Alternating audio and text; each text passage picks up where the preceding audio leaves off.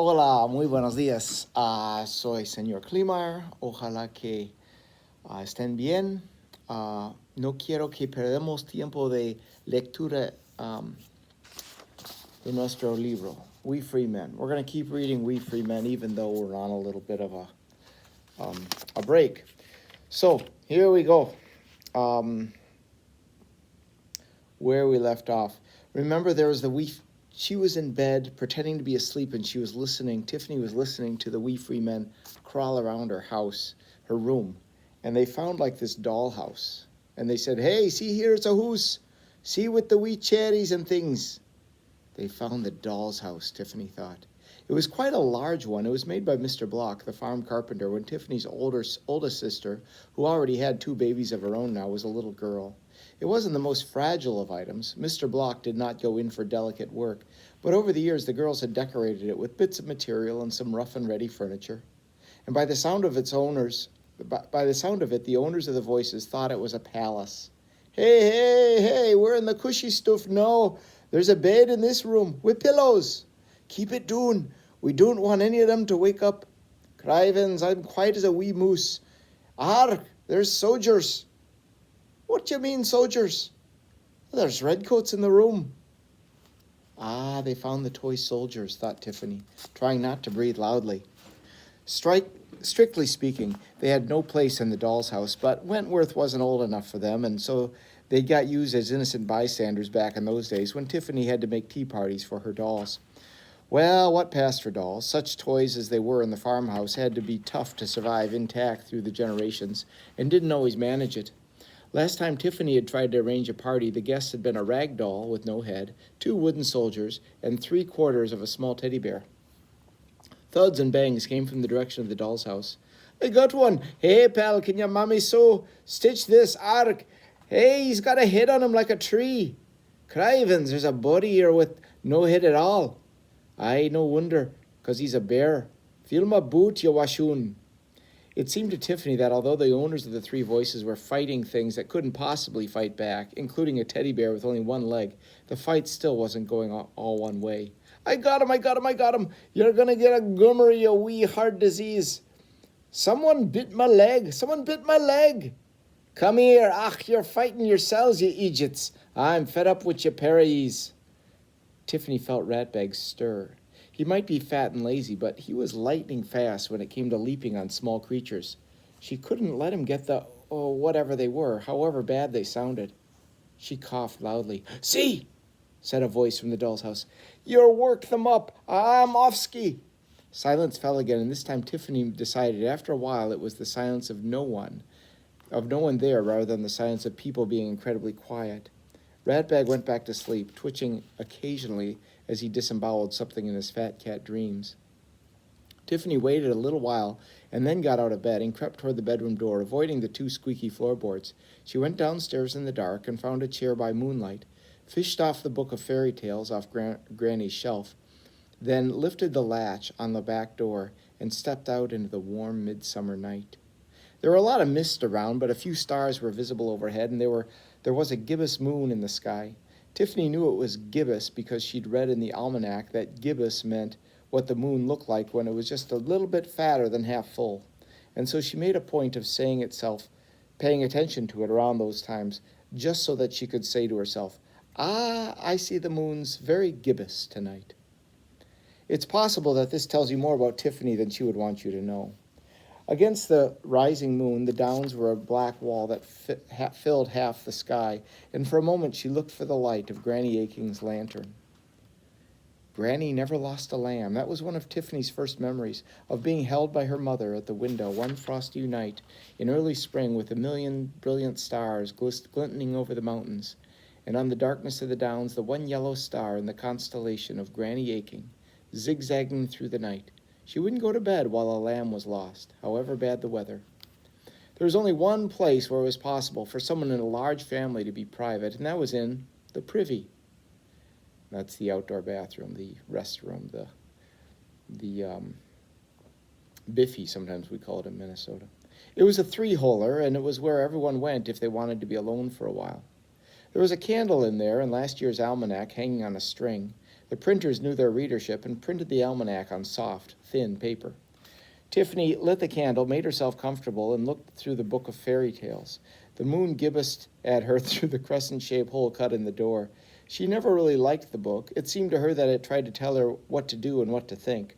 Don't stray from the path. Don't open that door. But hate the wicked witch because she's wicked. Oh, and believe that a shoe size is a good way of choosing a wife.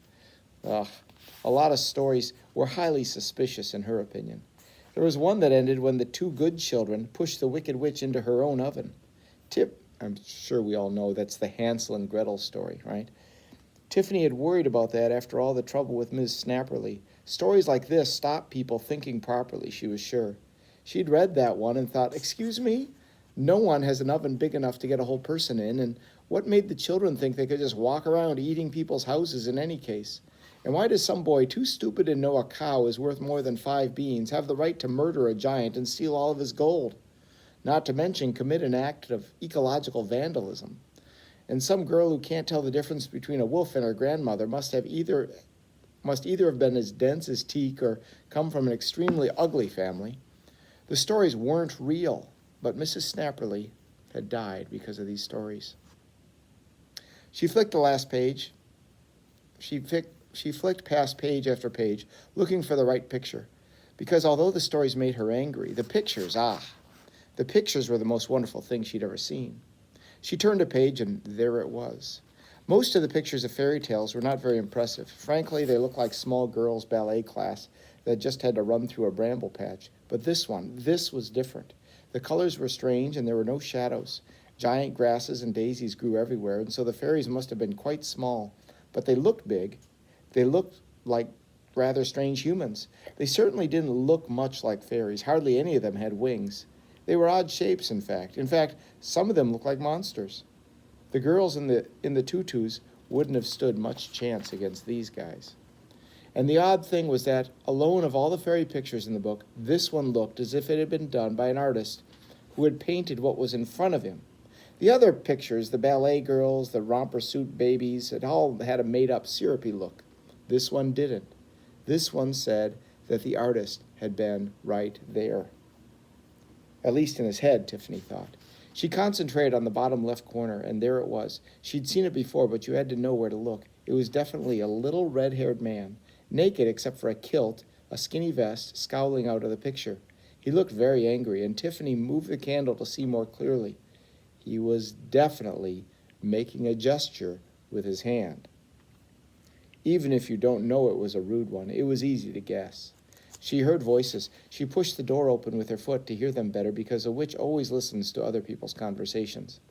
The sound was coming from the other side of the hedge, and there was a field that should have been full of nothing but sheep waiting to get to market. Sheep are not known for their conversation. She snuck out carefully in the misty dawn and found a small gap that had been made by rabbits, which gave her just a good enough view. There was a ram gazing near the hedge. A ram is a male sheep. And the conversation was coming from it, or rather somewhere in the long grass underneath it.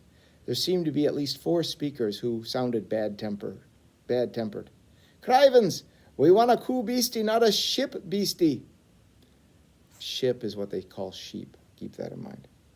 And the coo was a cow. We want a coo beastie, no a ship beastie. Ah, one's as good as the other. Come on, lads, grab a holt a leg.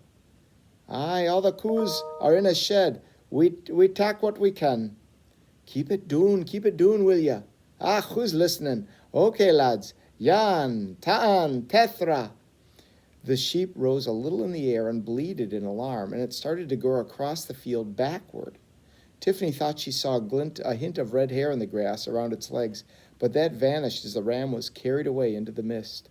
She pushed her way through the hedge, ignoring the twigs that scratched at her. Granny Aching wouldn't have let anyone get away with stealing a sheep, even if they were invisible. But the mist was thick, and now Tiffany heard noises from the hen house. The disappearing backward sheep could wait. Now there were hens needed her. A fox had got in twice in the last 2 weeks, and the hens that hadn't been taken were barely laying. Tiffany ran through the garden, catching her nightdress on pea sticks and gooseberry bushes, and flung open the hen house door. There were no flying feathers, nothing like a panic a fox would cause, but the chickens were clucking excitedly. And Prunes, the cockerel, was strutting nervously up and down. One of the hens looked a bit embarrassed. Tiffany lifted it up quickly. There were 2 tiny blue, red-haired men underneath. They were each holding an egg, clasped in their arms. They looked up with very guilty expressions. "Ach, no," said one. "It's the bairn. She's the hag." "You're stealing our eggs," said Tiffany. "How dare you? And I'm not a hag." The little men looked at one another and then at the eggs.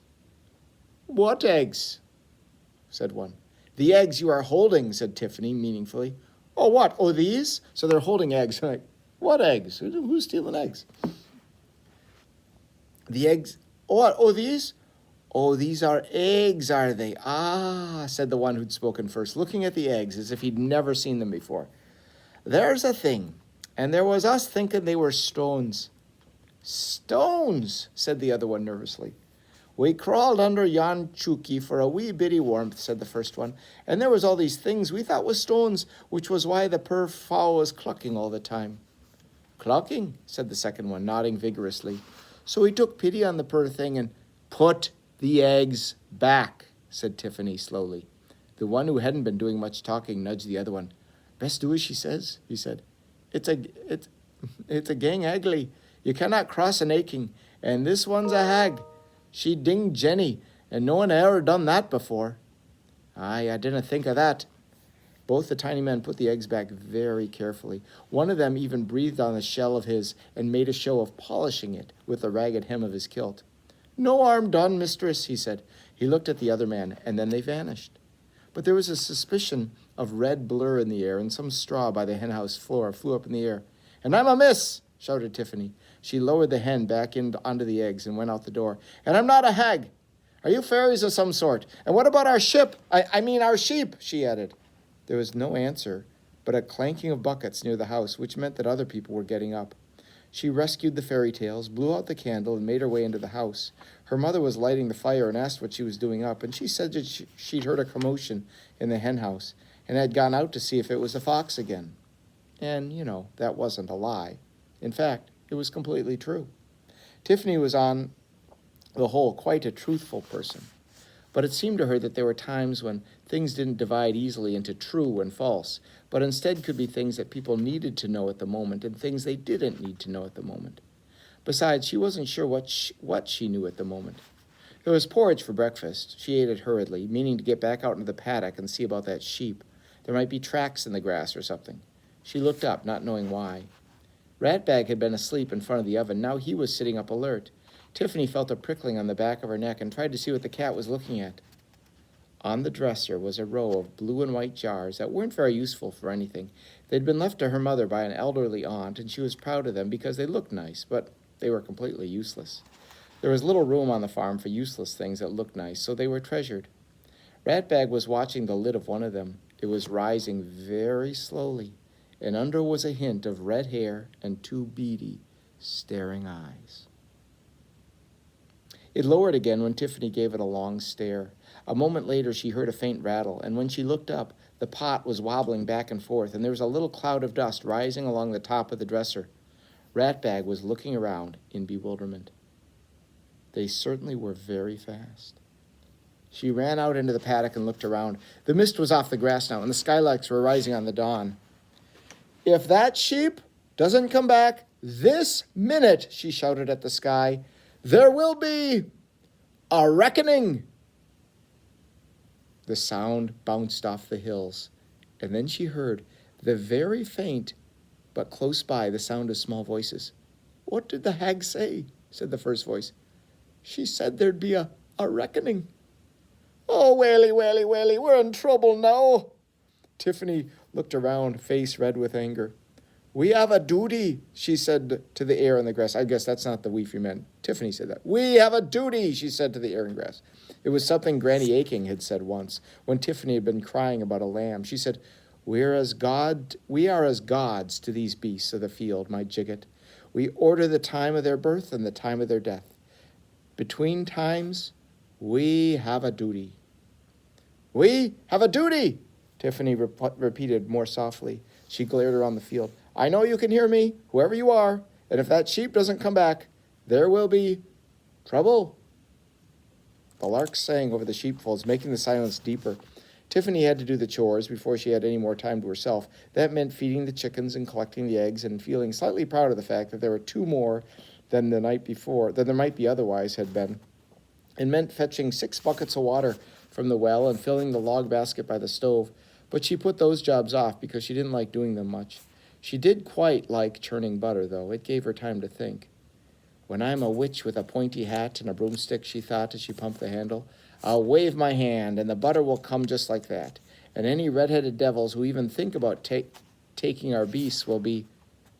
There was a slopping sound behind her where she'd lined up 6 buckets to take to the well. One of them was now full with water, which was still sloshing backward and forward. She went back to the churning as if nothing had happened, but stopped after a while and went over to the flour bin. She took a small handful of flour and dusted it over the doorstep. Oh, smart, so footprints. So she put some flour down on the doorstep. A few minutes later, there was another watery sound behind her, and when she turned around, there was, yes, another full bucket. And in the flour on the stone doorstep were 2 lines of footprints, one leading out of the dairy and one coming back. It was all Tiffany could do to lift one of the heavy wooden buckets when it was full. So, she thought, they are immensely strong, as well as being incredibly fast. I'm really being very calm about this. And that's where we'll stop for now. I hope you'll tune in next time for the next section of The Wee Free Men.